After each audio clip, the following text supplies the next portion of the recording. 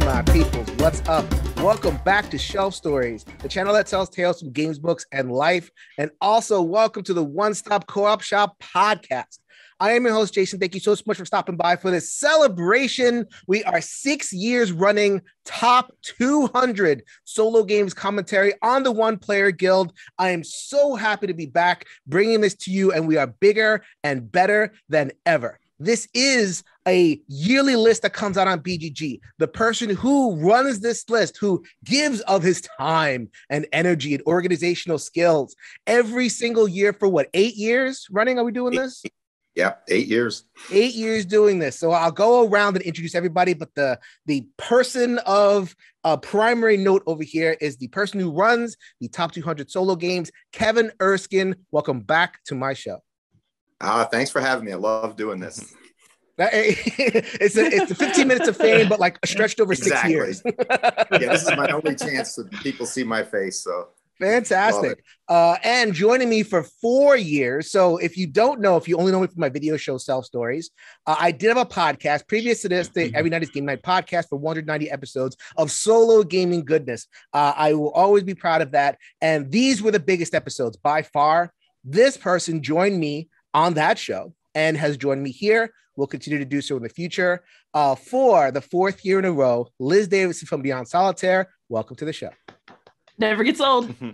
Yeah. And I like to keep things fresh. Y'all know this list can be really stable, so we need different voices, different perspectives, and especially folks who know about Euros, because Liz, Kevin, and I have no idea. So I actually saw, I think it was you two gentlemen had done like a Euro solo thing, like your own video, right? Is that correct? Yeah, it was on Luke's channel. We looked at the all the Vital Lacerda games from a solo perspective and kind of not ranked them as such, but talked about which ones worked better than others. Close enough. Close enough. They're big More enough than heroes. us. More than us. So I will introduce these gentlemen in turn, and I will give them a little bit of floor to introduce their channel. This may be your entry point, solo fan, into the solo gaming. This is the perfect entry point. All the solo games, so many ranked and listed. We're trying to make this as warm and inviting as possible. And these two gentlemen run channels that are very solo friendly. So please introduce them. I'm going to go down below first. Mark Dainty is from Not Board Gaming. Tell the people it's all about your channel. Well, hello everybody, it's Mark here from Not Board Gaming. So Not Board Gaming is a solo-focused YouTube channel covering things like previews, which seem to be heavily skewed towards that at the moment, reviews, unboxings, interviews sometimes with designers, etc. It's been going about 2 years and the growth has been pretty good. And thank you, Jason, and the rest of these esteemed people on here for allowing me to intrude on your Saturday mornings. The Mount Rushmore of solo-ness. Not really. There's so many other folks that are doing it. But this is we have a lot of fun. And also Luke, Hector, we have worked together before. Luke, we did Top 100 Cooperative Games years ago. We've done podcasts together on Arkham Horror and different projects. So it's always a pleasure to link back with Luke. When I saw that he was doing solo and Euro and all this kind of stuff, had to bring him in. I saw the chemistry between Luke and Mark, the low blows between those two, and I had to have them on my show. So Luke, Hector, the Broken Meeple, tell the peoples all about your channel. Luke is frozen. Oh my God. Oh, he's back. I'm here. No, we're good. That's it. Tell me about the channel, and it shuts down. That's cancelled.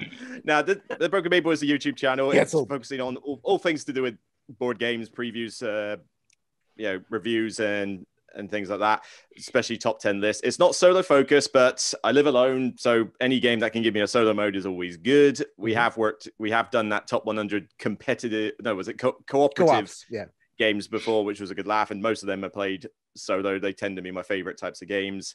But yeah, it's very much a tell it how it is. So if a game is good, I'll shout it from the rooftops, and if a game is bad, I'll tell you as well. So absolutely.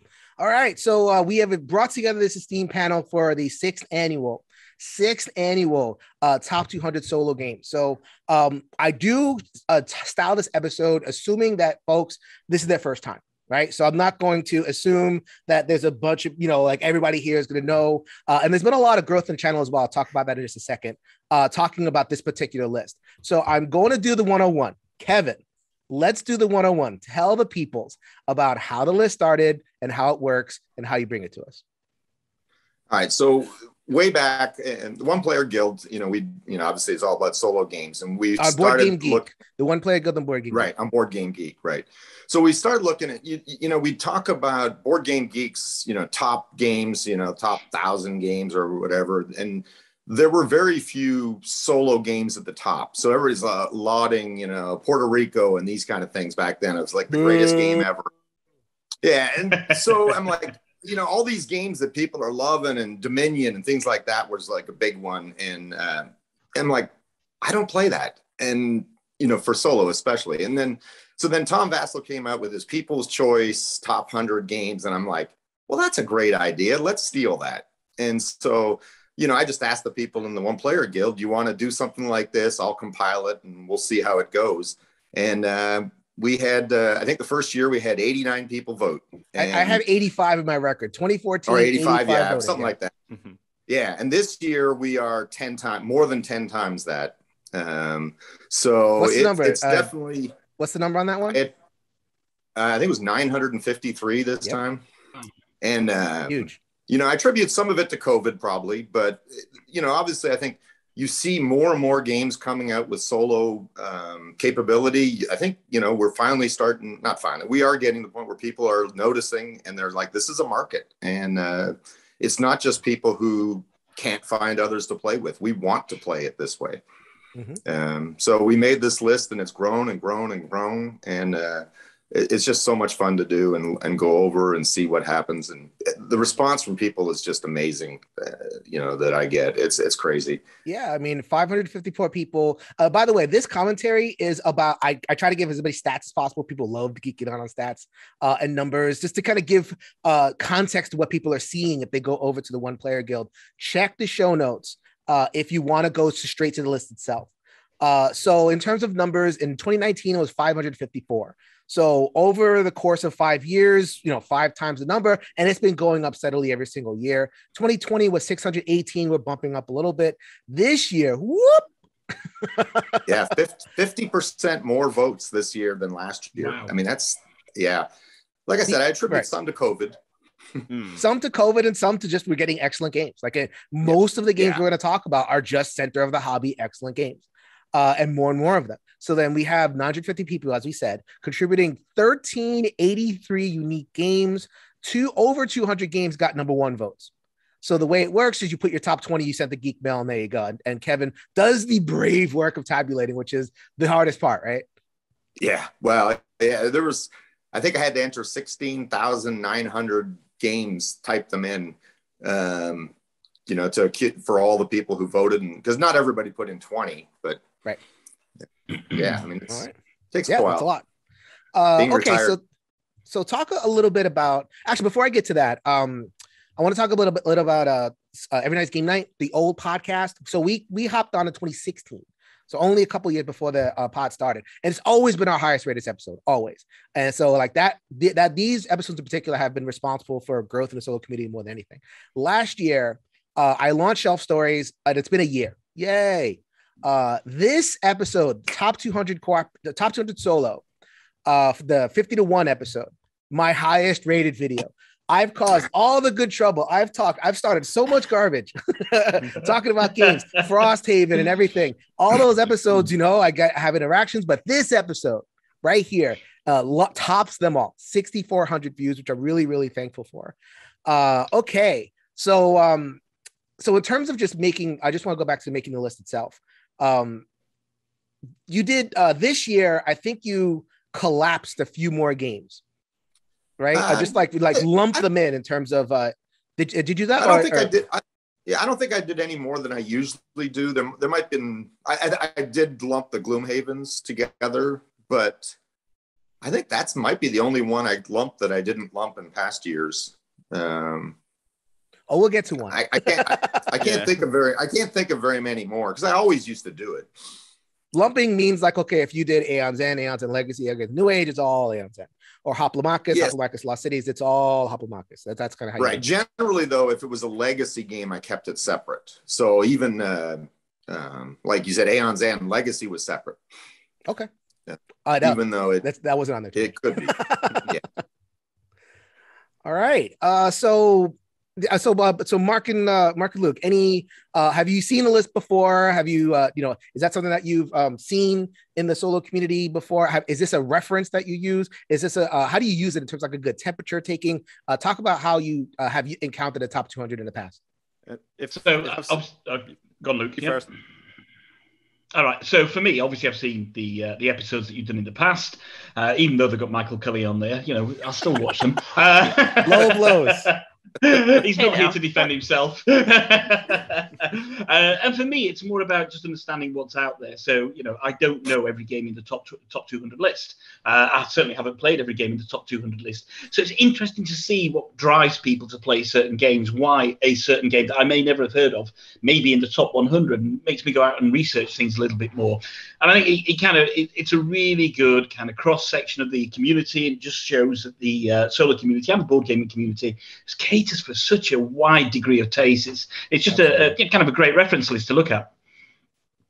Yeah, it's more just a lot of these games will be ones that I may have already played solo, but it does enable me to learn a few others, particularly if the game is not one that actually comes with its own solo mode, because some of these titles on here will be ones where it's like, hang on, that's not pre-built in, but somebody's made a fan-made version, or it's come out as a print and play, but it's popular enough to get people in. There's one or two solo games I have got that are just print and play editions, but they're so good, I'll have them. Yeah, so X-Wing was a huge thing for a long time, or back in the day. That ain't no solo game. No. But there is so many tournaments. Rallyman was another one where that is not a solo game, at least the previous version, but people did challenges, and the one player guild always takes games that it likes and just does stuff with it, and that will appear on the list as well. So not only in terms of printed games, but it really is a reflection of the community and what the community is doing with the game. So the list does so much good stuff. We can go on and on, but you all want to talk about games, right? You got to get to the game. All right. So this episode is going to be a little bit quick. We are covering 200 to 101. And if you go down there, the day that I released the episode, we will be up to 101 in the list. I hope me and Kevin got that together. It's coordinating across two people is a little bit difficult sometimes, but hopefully 101 is there. So then we're not going to talk about every game. I have 6 episodes. I have 6 years of this stuff. We're not going to talk about every game. What we're going to do is we're going to talk about debuts and noteworthy trends of something like drop big or anything like that, or just games that just leapt out to us in terms of interest. And we're going to go in quarters. So right now we're going to do the quarter of 200 to 176, which is live currently on the One Player Guild. Game number 200, I've never heard of. That was a huge Kickstarter. Go ahead, Liz. This is why we have Liz on 200. There. Yeah. Oh, no, 200 is Atlantic Chase. Sorry, I always get mixed up on which column I'm looking at. Oh, yeah. But I've heard of this one too. If it's, the rank changes. If it's blank, that's the debut. All right. So right. This is so the Atlantic Chase. It's a nice little GMT number. So this is why we have Liz. This is why we have you, Liz. You're our Kevin war game correspondent. Kevin is my ally in this. I'm so happy you're here because I want to be alone. So I'm a solo gamer, but it's not a lonely task. So basically, I would say that this chunk of the list, actually this entire episode worth, all the war games that come up, I personally think that war games are underplayed, underloved. But if they're showing up in this kind of 100, 200 range, a lot of times they are showing signs that they might be pretty good. I have not actually played Atlantic Chase, but I remember noticing it. It's kind of like on a maybe list.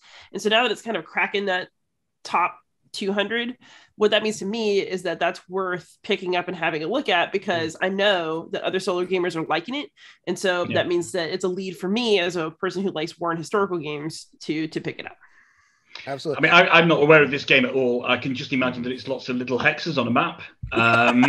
You're not far wrong. That's about right. Yeah, I mean, actually, so back in the day when we first did the list, there were a lot more war games were up higher on the list. So we're going to talk about them. Thunderbolt, Apache Leader, D-Day at D-Day Dice or something like that. D-Day at Navajo Beach. Yeah. Navajo Wars and Comancheria, like they were higher on the list. They were all in the top 100. The competition has gotten so hot and heavy that they've definitely pushed the war games down, but we still have Liz on here to tell us what's good and let us know that if it is appearing on the list, then it might be worth a look.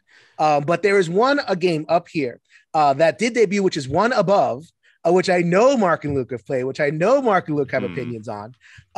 It's one of those games that really should have been higher. It really should be a solo stalwart, but Etherfields is just from Awakened Realms. Very quickly, guys, what do you think of Etherfields? The theme is so good. I mean, Tainted Grail already blew me away, one of my favorite solos, but the Etherfields was kind of like, okay, you've just given me another dark and gritty theme. Dream World, this should be everything I've seen from every kind of Nightmare Before Christmas, Tim Burton-esque thing of surreal imagery. And theme-wise, it does do that. You know, it's gorgeous to look at, and I do love being in that universe. If only it wasn't clunky as all get out when it came to the mechanics and actually trying to play the thing. The way that Etherfields works is, so you have the main adventure, so you go into the dream or the slumber or whatever it is. No, it's the dream world. And then you have a really cool adventure. It's like a really, follow the numbers, and it's very adventure driven. It's not like combat and whatever. This deck building aspect. There's a evolving deck that you have, so you can kind of draft and build your stuff. It's very, very cool. But then you get to the town phase. So like if you play an RPG, you have like the dungeon phase and the town phase. And the town phase is boring. It's so bad. It's a Ring Arena Roses mechanic of just going round collecting keys so you can get into the next big adventure. But you are seeing the exact same cards you draw for events, the exact same slumbers, which are like little mini adventures, which normally they're all great the first time you do them. The third or fourth time you do them, it gets a bit boring. And after 9 or 10 times, I hate you now. It doesn't. So they have actually brought out a new mode for this called Continuous Dream Mode, I believe, which essentially allows you to kind of skip past a lot of those slumbers. I have no idea if I'll get the time to actually try, because I've still got the game in a corner somewhere, and part of me wants to go back and try it on that mode. I just doubt I'll ever get the time, which is such a shame, because it's not like I can just pick up and play it. I've got to relearn it all again, and it wasn't the easiest to learn before. But that's the biggest sort of killer, having to do that mini game in between. It's like, no, just get me to the next big dream. I think this game typifies almost the split in Awakened Realms. I mean, you can never discount their production quality. It's always absolutely stellar. What they put together is fantastic. But I enjoy their more self-contained games so much more than these kind of bloated epics. So, Tainted Grail I thought was great. And then after kind of 40 hours, it had more than had enough of Tainted Grail. This, I probably haven't played in 11 months. But when you look at a game like Nemesis or This War of Mine or The Great War, which was released recently, they're more self-contained, if you like, and they're better and a better experience for me. Whereas this, it was just ultimately a very disappointing experience. Did you play Etherfields, Kevin? Yeah, so I think you're going to actually see this go up in future years, because some of us who are too cheap to pay for split shipping are still waiting for it. Oh yeah, so that is true. We got ours on split, so I'm still waiting for obviously we're all still waiting for the second part of it, but we've had the first for about a year now. It's kind of ridiculous. There's probably a lot, and that's the problem with Kickstarters, that if half the people get it, the rankings aren't going to be that great. And then when everybody gets it, it gets maybe a resurgence, and you start seeing it where it should be on the list. And I think you'll see this one go up. Yeah, I have a dark secret about that, which is that, I have my Tainted Grail stuff still in the box. I waited so long for it. I went through a period where I was super excited for it, and that time died well before the box arrived. Yeah. So I was going to wait to get excited again. Same thing for me. The Wave 2 had finally come in, and I was like 6 months after I was ready for it. I'm like, I'm just going to move this on. Funny how like Kickstarter timing has so much to do with the placements on a list like this. But anyway, so then this is a sad list for me at this section, 200 to 175. So many of my favorites just fell down here. Pandemic The Cure anyway, which was a top game for a long time, but just rocketed down this year. No expansions or just like it's kind of a dead product. Forbidden Island. And Luke, you're feeling me, right? Because there's a lot of like kind of like just traditional co-op that just kind of land a little bit softer on the list over here. Well, with some of these co-ops, I mean, you just mentioned Pandemic, The Cure, and Forbidden Island. I think some of these people would still play them as a group. So you can play them solo, yes, but particularly things like Forbidden Island, they're family games. The parents want to play it with the kids or like younger players. So as much as I've still got Forbidden Desert on my shelf, I never pull it out to play it solo. It's you want an introductory co-op? Okay, let's all 3 or 4 of us play it. I can't recall if I've played it solo in years. So I play solo. Some games, a lot of the times if it's been played solo, it's not necessarily. I mean, sometimes the solo game is just that good, but a lot of the times it could be that the multiplayer is just too much, it's too fraught, or takes too long or something. And it's kind of like, well, the solo's quicker. So what's funny about this is that honestly, those are all games I could really take or leave and really put on leave. But I will say that the war games through this section are fabulous. So I actually just reviewed D-Day Dice. It's so good. That game is great. It's a fun little dice checker. Conflict of Heroes Awakening, the bear has one of the best solo AIs I've ever seen. Conflict of Heroes is really is one of those games that it's Academy games, right? Yeah, it's Academy. It's so they really care, and they that has lots of iterations. And if I'm gonna play a solo game, solo war game, it'd probably be a Conflict of Heroes. Yes, that card system's great. Labyrinth War on Terror is in here, and it's thematically I can see why some people might not be too into it, but it's very interesting as a game. It's got another major expansion that's came out. So, in terms of wargaming, this part of the list is stuff that's very alive. Yeah. And I honestly think that it just doesn't rank higher because I still think that people shy away from war games. So the people who love them really love them. And then, it's harder to get people to ramp on into them. Right. It is more of a niche group with the war games, particularly. I mean, is D-Day Dice actually a war game per se? When war theme. A lot of war gamers will play it for their light entertainment. Does that make sense? Because I could play D-Day Dice for a bit of lightness, for a dice game and that. But it's going to be a long time before I sit down and think, what I fancy, Atlantic Chase, or the so-called war insert date here, which is every single war game title ever. It's like, right. It's definitely a smaller group that has them rated high. This isn't just I just fancy playing X War 1917 or something. No, this is the solo game I play for life. Right. So it'll be ranked highly by 5 people. Yeah. And I think that is.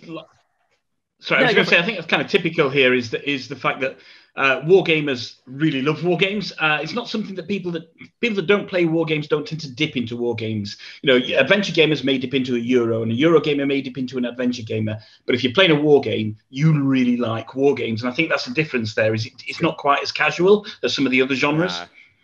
No, because I have tried to get into a couple of them, like some of the DVG ones. I forget what they were, like Warfighter or a couple of others, where you had to sort of like the strategic viewpoint in that. And once you get through like a 50-page rule book and looking at 150 million cardboard chits and no artwork, it's like, I want to pull out something else off the shelf. It's they are. You're going right at Liz, Luke. Be careful. I mean, there's really no accounting for nobody can. People's taste cannot just be as flawless as mine, and I understand that. Absolutely. So, this love sees to bits. I mean, you did because you did a Dice Tower list with them, the solo one or so. And it's like your entire list was so different from everybody else's because it had all the war games in it. Oh yeah, that's so great. And so just like debuts over here, Mark and I went back and forth on Red Rising. Mark did not enjoy Red Rising because there was just no game integration for him. I loved it. It's still here. Where is it? It's right there. I still have it. Mine is a loving home. Yeah, mine too. Yes. It's Red Rising, but you've got Fantasy Realms. That's. It's basically like gussied up fantasy Eurogamer rummy, I call it, and I like Euro games. I like rummy, so I like Red Rising, so it's all good for me. And then another debut, Bloodborne, the board game, which I think like in terms of it's another CMON minis adventure thing. How many? Like it's a kind of game that could be solid, but it really gets lost, especially in that catalog. And I'd agree with that. I got Bloodborne and I played it only a handful of times, and it hasn't grabbed me. And I know people were raving about it when it came out, and I just found it just another relatively generic kind of dungeon crawly type game. Didn't do anything exciting for me. It's going in my to sell list, that's for sure. It's got the whole thing of here's another game that we've done with a ton of miniatures. Insert IP here, it's like because that's what it's coasting on a lot of, like those who love the Bloodborne games. And I forgot this one was even a thing because I know of the card game, that Bloodborne that came out a while back. So I kept getting confused that this was just a reiteration of that, and it's like, oh no, it's actually its own big thing. I'm always amazed at how many CMON games come out. They're huge and do nothing for me. I just never. I don't even really bother to seriously consider the Kickstarters anymore when they come out. I used to look and just like, ooh, and am I interested in this? And no. It just flies by me now.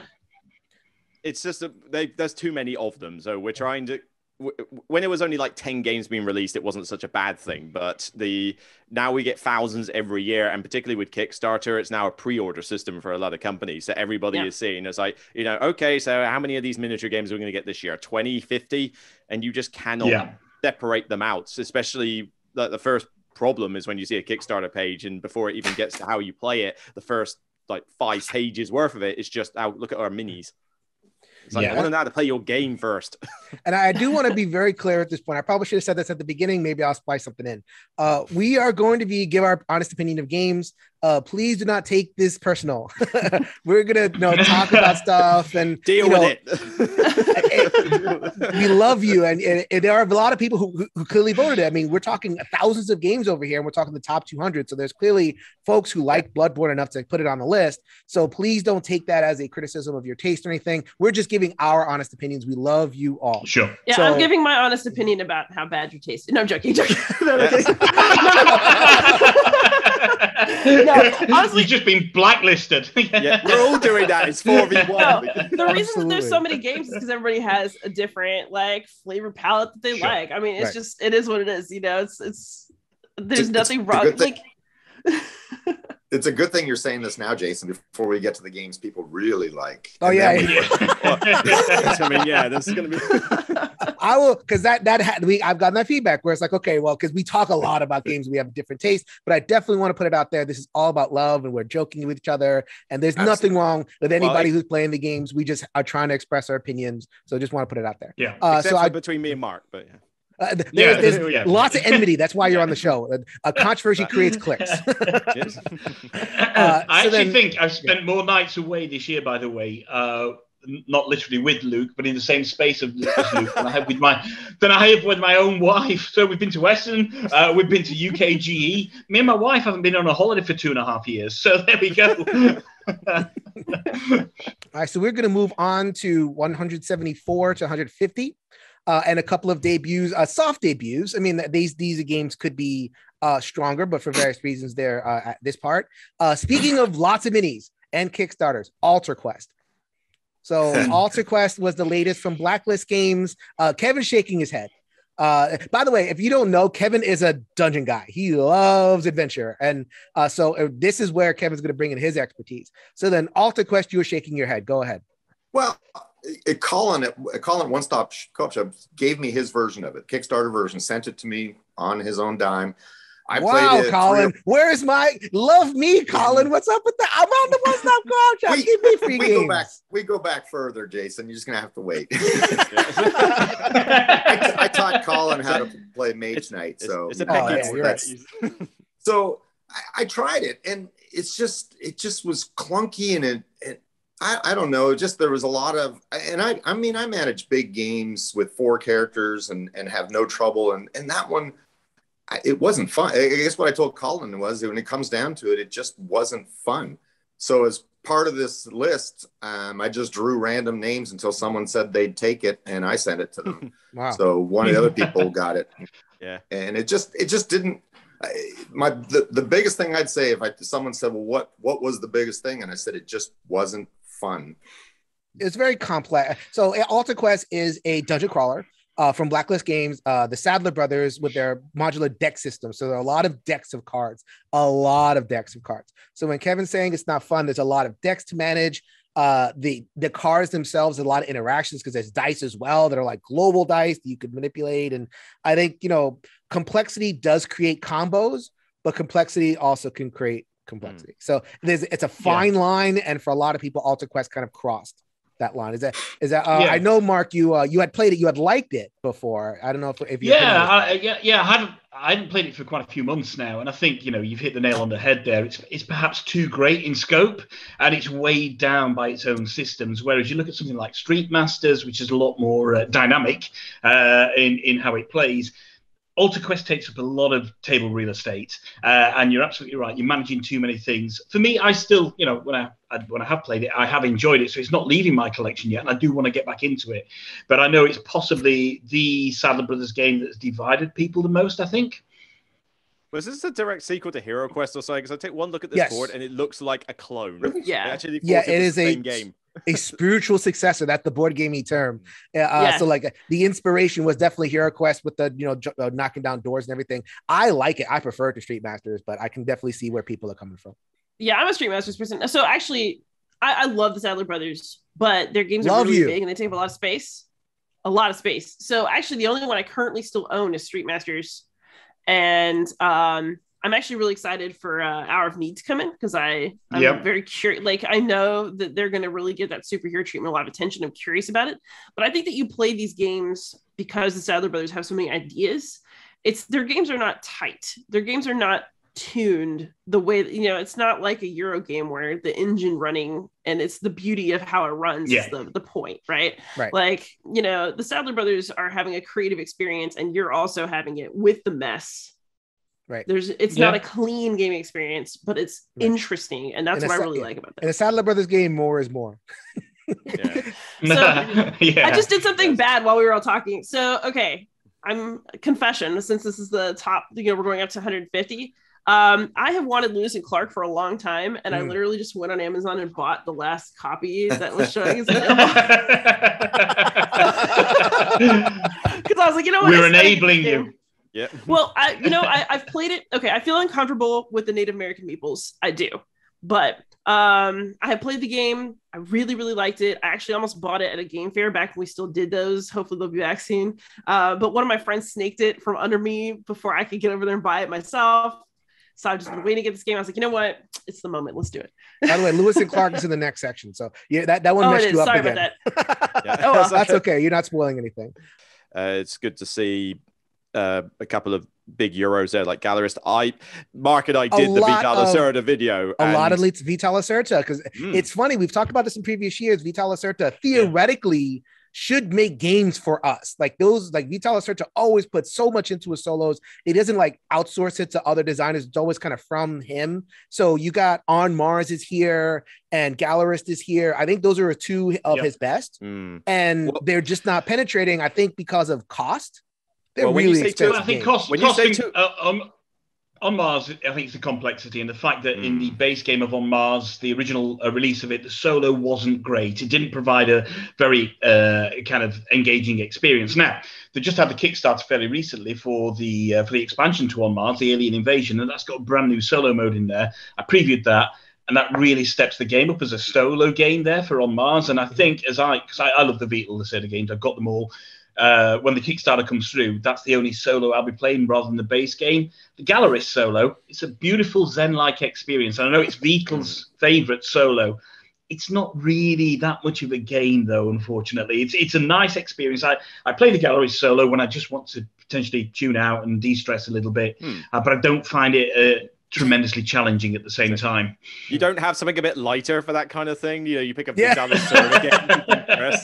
I want to have a breezy light experience. They play the Gallerist solo. It's still a big heavy Euro at the end of the day. But this is where we differ because we did that video with the Vital ones, and I said that I quite like Gallerist as a solo game, but On Mars, I didn't like it at all solo. I don't know about the new version, but On Mars was also, as much as I liked it enough, it was the weakest out of the Lacerdas I played multiplayer, hence it no longer sits on the Lacerda shelf anymore because I got rid of it, because it's just like, okay, I know you do complex Euro games, but for crying out loud, there's a line here and you just overstepped it by about 20 million miles because it just got way too complex. So the whole idea of the expansion coming out was not on my radar because I thought I don't need it more complicated. It already was. But if it's improved the solo mode in it, then maybe. But I'm surprised to see it here on high up on this list, because I think most people don't go mad for the On Mars solo. Hey Mark, I think On Mars is a really great game. And they give me any. I definitely feel that it's like, okay, I want to play a great game. The solo is passable. Let me play, because this is such a great game. It's an entryway into this passable thing. And if Mark is saying that it's better, then maybe this will be the Vital Lacerda game that cracks the top 100 because it's tough. A lot of his games, I think Lisboa is also somewhere on the list. It hasn't cracked the top 100. It should. Vital Lacerda makes excellent solos. So, sorry, Kevin. I'm gonna have to wake Kevin up now because we're talking about Euros. For Euros.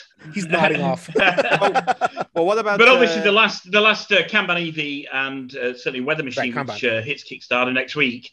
Both of those, the solos are designed by David Turchi on those, so he's kind of outsourcing the solo now to David. And I know David has worked David has worked very hard on these as well. I know Kanban EV for me, and I can't remember where it is on the list. If it is on the list, is it's high. We'll get not to that. Possibly.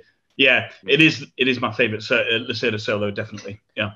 The debut on this one, I have not played this game still because it never exists in the UK for more than 5 minutes. But Paleo, I didn't realize that even had a solo. I thought that was meant to be a group. I guess that's another co-op you can play solo in that. But has anybody played it? Because I would love to play this game. I love Paleo. Paleo is a really, really clever game. It's a cooperative game. Kevin hates it, but yeah, get out of here. I'd never heard of it. It's a different type of cooperative game in the sense that usually in co-op games, you'll have like a player turn and then like an AI. So then you're battling the AI. Here, it's it's a series of card flips. It's a card game and a resource management card game. And it's you play your cards to the center of the table. You reveal them. It's like, ooh, what I get, and you're trying to kind of ride the luck of what the cards are giving you in order to do your research management stuff. And that sounds like not great, but you have it's a whole thing. Like the game leads you in certain places. So it's kind of like giving you a system of educated guesses as opposed to just complete random. The solo is basically, a little bit more push your luck. And I don't love it solo. I can see why. I can see definitely one of the things where it's like, I like the game. The solo's okay. And that's why it's here. But Paleo's a good game. It definitely deserves Spiel des Jahres treatment this year.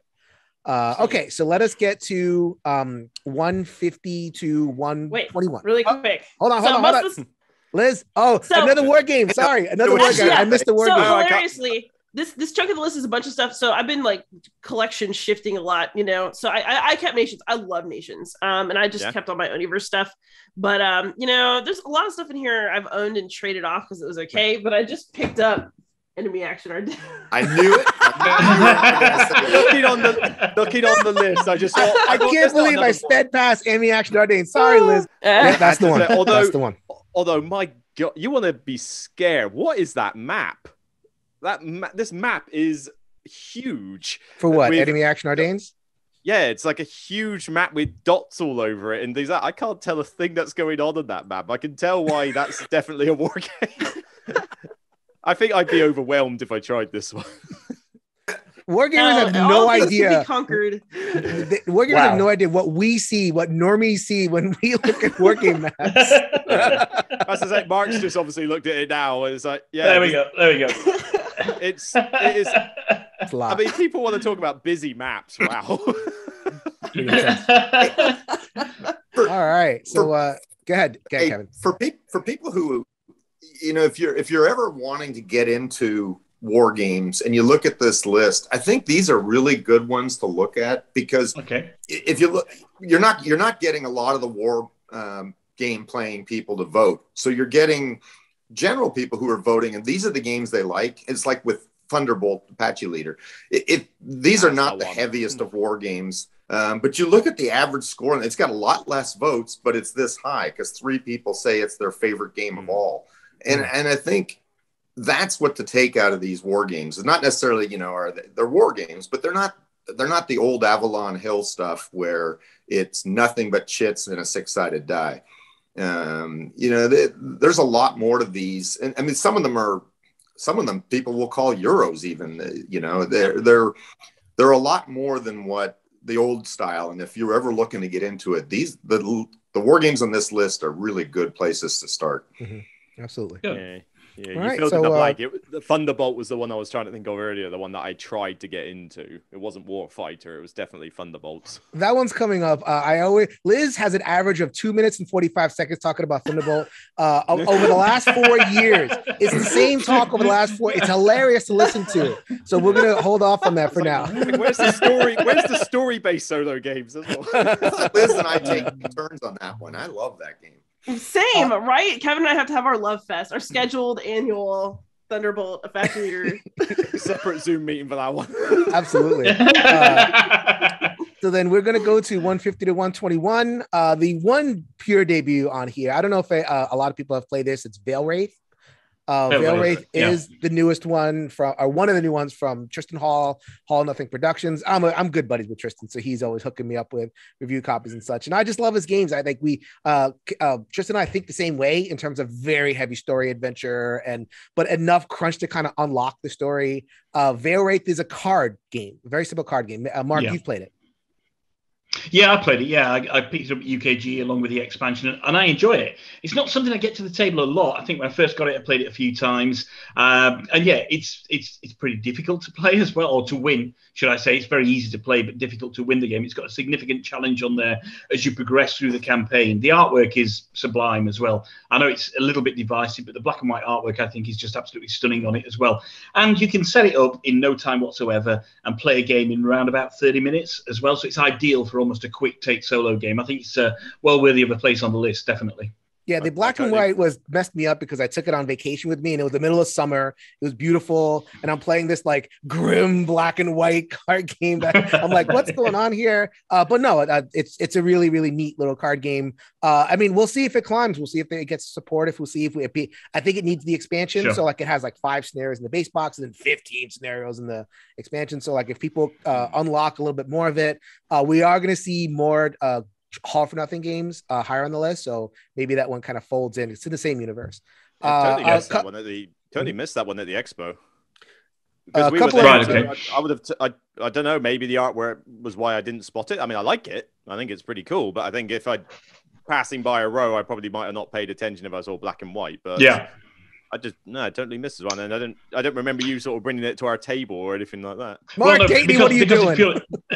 It's purely solo, and we were playing, obviously multiplayer games, so therefore it would have been pointless me bringing it to the table. And All or Nothing didn't have they didn't have a stand there as well. This was just on one of the shop stalls that were there, and that's where I picked it up from. But yeah, Luke, I think it's about 30-35 quid, Luke, for the base. It's worth picking up.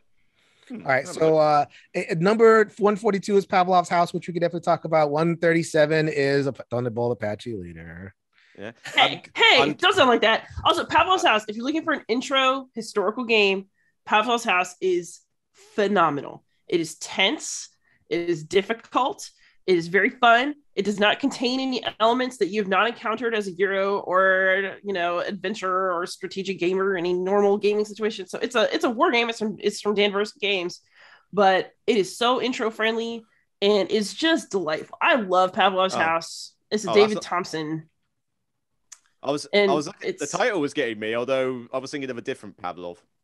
It's not the Pavlov's dog's house. No, this is a game of giving steaks to dogs. That's what I thought at the first time. Yeah, I thought it was when it said Pavlov's House. I thought, oh, this sounds like a nice welcoming game about raising dogs or something. And then you mentioned war, this is the Battle of Stalingrad. But I extremely recommend Pavlov's House. I think it's beginner friendly. I actually recommend it as a starter war game. It is so good. It is so good. I like David Thompson's work generally. He and I are personal friends, so I'll just disclose that. But I really like this game. Great dude. He's a great dude. Sounds like it rings your bell, Liz. Sorry. It does. Very cool. I'm salivating right now. You can't use that when it's not even about that. Come on. Unbelievable. We haven't even started yet, people. And it's like 11. It's like 8 o'clock in the morning for me.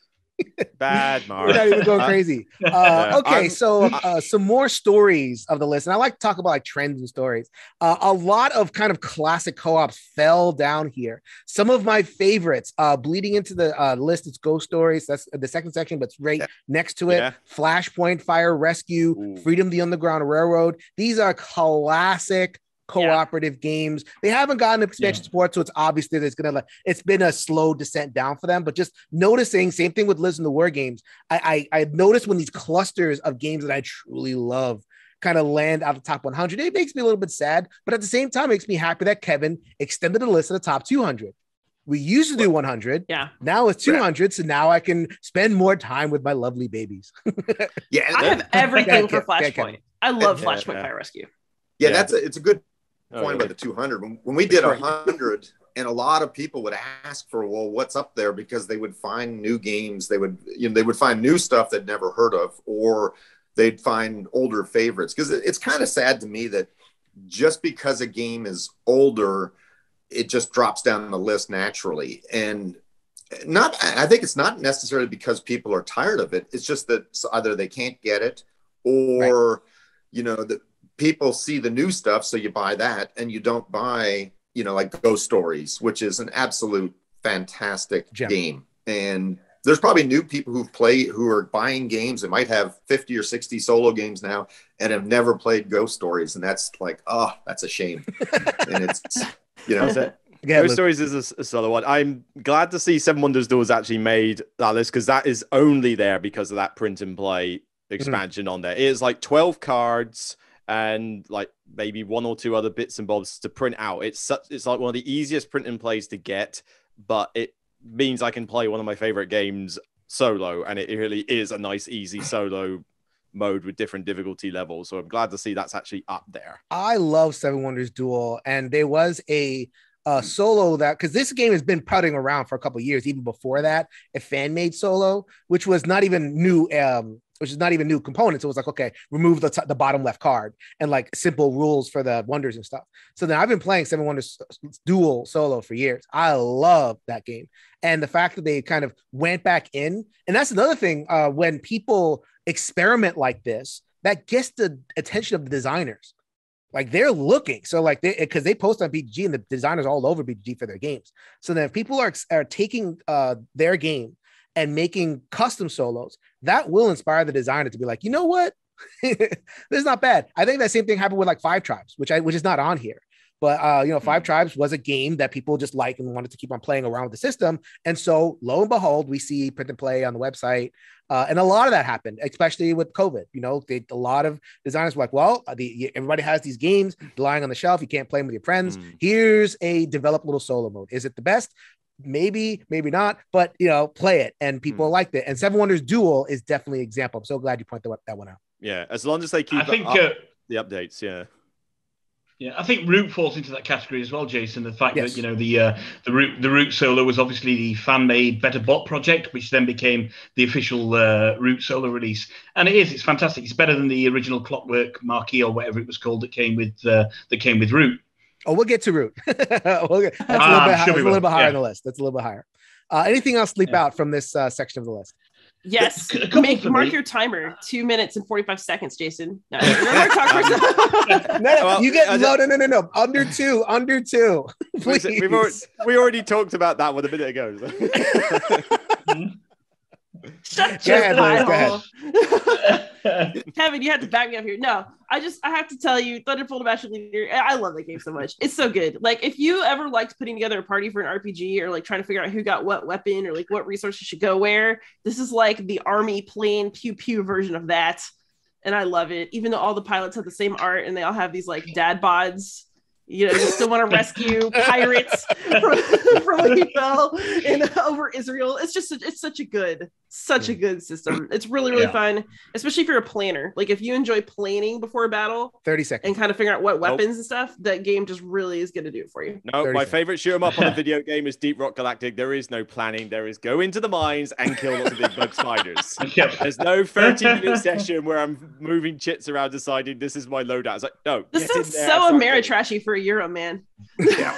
I like yours. I think that, like I say, the war games that we go a bit. Luke goes both ways. He's all good. Hey, Liz, I got a question. I think I'm a hybrid gamer. Go ahead, Kevin. Liz, how do you explain D-Day at Omaha Beach going up so much? Because I separated all the D-Day ones. I think there's been a reprint, because I managed to pick up a new copy off of my local dealer within the past year. So that's what it is. It's become more available again. All right.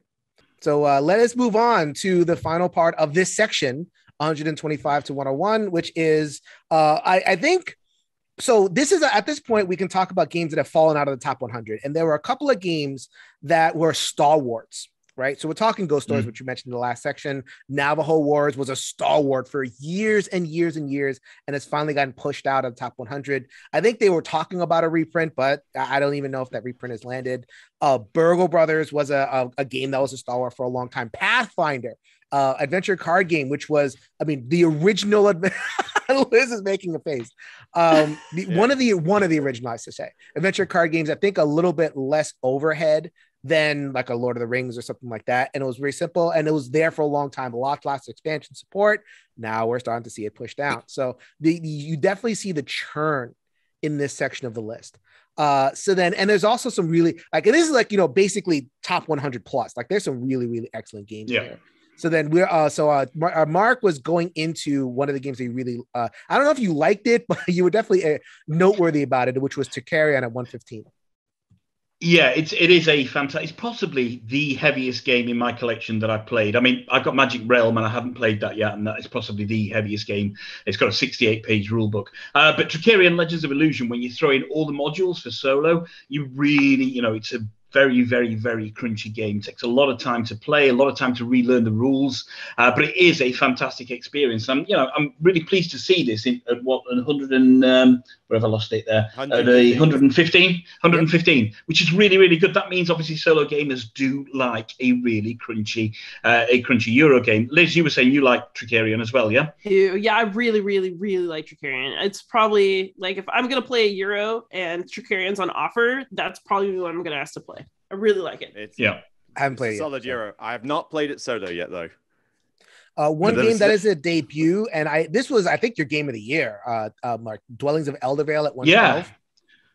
Yeah, so that's a bit of a surprise. That this is kind of debuted outside the top 100 because absolutely this is my favorite solo game that I played last year in 2020. And I know that the response from the solo community has been huge for Dwellings of Eldervale. So maybe it's because it came out kind of a year ago and it's tailed off the kind of the love for it has tailed off a little bit. But I really, really enjoy the challenge in the solo game of Dwellings of Eldervale. It's big, it's beautiful, it's colourful. It's not that difficult to play, but it provides a really good challenge at the same time. I think Luke Laurie did a great work on designing his first ever solo mode for this. Mm-hmm. It's a big Kickstarter game though, and quite a pricey one as well. So I suspect that it's definitely got a good solo mode in it. But it's definitely one of those games where it's like I would love. It's my kind of game. It's like worker placement and lots of theme. Like I love worker with lots of theme. That's great. Well, as far as worker placement games go, lots of style. I'll say that. Lots of style, lots of ambiance, and it kind of pulls you in. Evokes a neat little world, even if you just at the end they place a worker. So I'm interested in that. And the production definitely kind of amps it up. I would love to see like a kind of more of a stripped down. Maybe this gets popular and, get that more accessible version of a game. Sometimes that happens where like they'll release. There's a trend more nowadays where they'll release the deluxe version first. And if it's really popular, then they'll release like a little more accessible version. So maybe because I would love the idea of Dwelling of Eldervale. And a couple of others. Anything, Kev, I'll go to you. Anything here leap out? I'm deliberately avoiding Liz with more war games because I don't like her. I'm kidding. Yeah, I mean, get out. The one that's kind of sad is always Gears of War. It's just, I mean, I love the game. It's a fantastic game. It's just that you can't get it. I mean, nobody should pay $200 for it on eBay or something crazy, but it's such a good game. Right. It's better than Bloodborne. I might speak about. I think I paid for about £70 or £80 on eBay for a second-hand copy about 18 months ago, and it's a great game. Slightly dated in its mechanics, but it gets over the feel of the video game. And I think it doesn't have a lot of bloat in there. You play through these scenarios, and they're very, very again bloody challenging. These scenarios. I do like Gears of War. Is it one of those that you have to play the game to actually enjoy it? Because I never played any of the Gears of War video games. Not at all. No. Cool. Have that. I'm pleased to see Search for Planet X is on there. I'm surprised by the giant leap it's had though. It's like 250 ranks. It's gone up to 109. Well, is it a recent release? Because some of these games kind of came out like September, October, and the voting is in October. So it's like they debut, but it's like with 5 votes. Yeah, people actually play it, and then it rises. The distribution, I think last year it was around the September time that some people got it, but it still didn't. So what is Search for Planet X? Like, very quickly. I've never heard. Search for Planet X is a sort of logic deduction game where you're all trying to find out where Planet X is in the solar system, but you move around the board in a very sort of Tokaido style fashion where the person at the back is the next one to move, and you're making guesses and like doing little predictions, and that was like, right, I reckon that I want to know what's in sector 4 to 6, or I want to know if there's any meteorites in sector 7. And once you start mapping out where these phenomena are. Each one's got its own logic rule as to where they can go. Like all the asteroids have to be together, the two gas giants can't be next to each other, and eventually you figure out, that one's got to be planet X, and it's essentially a race to figure it out. I don't tend to play it multiplayer though, because it is mostly a little multiplayer solitaire in that respect. The solo mode, which for some reason isn't in the main rulebook, you have to go to the website to find, which is stupidity, but you get come on, seriously, but you get the app. It's a bot. It effectively is almost a bit like a timer. Like it slowly figures out stuff, and you've got to basically race the bot to figure out where Planet X is. But it is a very smooth system because a lot of it is just done on the app. Press a few buttons, bot does its thing, you mark it off, and you can just take your time to learn the puzzle and try and figure it out. So I can't remember the last time I played it with actual other players. It's on my shelf purely as I want a mid-weight meaty deduction game. That's kind of where I'd place it. Okay. Anything leap out of you, Kevin? I already asked you about Gears of War. You already talked about that, Liz. I was just gonna say. So you mentioned Navajo Wars and why isn't it higher? It get reprinted. So for those of you who don't play war games very often, Navajo Wars is a GMT game. That means they have a different kind of pre-ordering system called P500. Basically, they need 500 pre-orders, then they do a print. So I did get Navajo Wars in the last couple of years off of one of those reprints. But don't just expect like, oh, it's back suddenly. Go in there, look for P500 and, pre-order it at a better price, by the way, that will work. But yeah, the war games in here are good. Like Navajo Wars is really interesting. I think I like Comanche a bit better. I'm pretty sure I'll see it higher up the list. D-Day at Omaha Beach is good. It's newly available again. Or at least it was last time I checked. And then what was the other one? Where did it go on the list? Where did the war game? Don't hide the war games from Liz. SpaceCorp. Yeah, that's that's on my personal want list. I think that will be available again soon. I love SpaceCorp. And then, by the way, I have SpaceCorp right here.